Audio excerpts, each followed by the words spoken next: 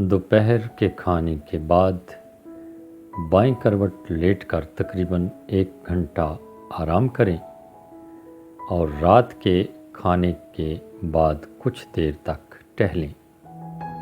کھانا کھانے کے بعد دوڑنا، آرام کرنا یا نہانا بہت نقصان دہ ہوتا ہے۔ ہفتہ میں ایک بار فاقہ کرنے سے نظام انہضام کو آرام ملتا ہے۔ اس سے یہ اعضاء زیادہ فعال بنتے ہیں اور جسم میں جمی فالتو توانائی استعمال میں آ جاتی ہے۔ بیمار، کمزور یا سخت محنت کرنے والوں کو فاقہ نہیں کرنا چاہیے، اس سے انہیں مزید کمزوری آ سکتی ہے۔ تندرست رہنے کے لیے صاف اور موسم کے مطابق لباس پہنیں۔ لباس ڈھیلا ہونا چاہیے۔ گھر کی سجاوٹ اور صفائی کا بھی جسمانی اور ذہنی تندرستی سے گہرا تعلق ہے۔ ایک دوسرے کی برعکس خوبیوں والی چیزوں کو ایک ساتھ نہیں کھانا چاہیے، اس سے کھانا زہریلا ہو جاتا ہے، جیسے دودھ کے ساتھ مچھلی، گڑ، کھٹائی، کٹہل، مولی، مونگ پھلی وغیرہ کا استعمال نہیں کرنا چاہیے۔ دہی کو گرم کر کے کھانا نقصان دہ ہوتا ہے۔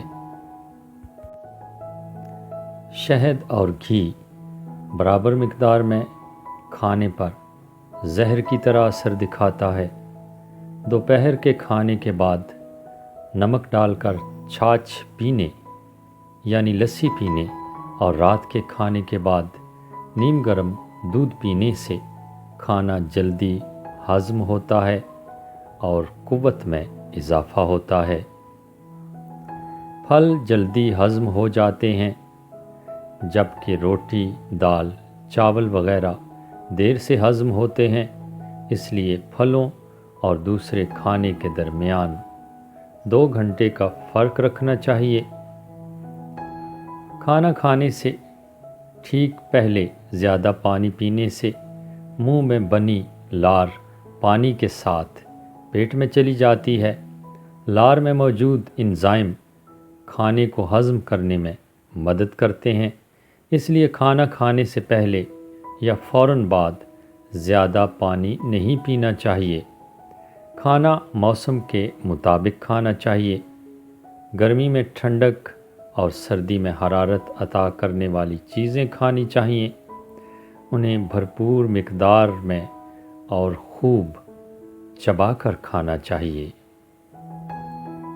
اس کے بعد صحت و تندرستی کے حوالے سے اچھی باتوں کی ایک اور ویڈیو کے ساتھ دوبارہ حاضر ہوں گے۔ تب تک اجازت چاہتے ہیں۔ ویڈیو اچھی لگی ہو تو لائک کیجیے گا، چینل کو ضرور سبسکرائب کیجیے گا اور صدقہ جاریہ سمجھ کر ویڈیو کو شیئر بھی ضرور کیجیے گا۔ خداوند تعالیٰ آپ کو صحت و تندرستی عطا فرمائے۔ اجازت چاہتے ہیں۔ اللہ نگہبان۔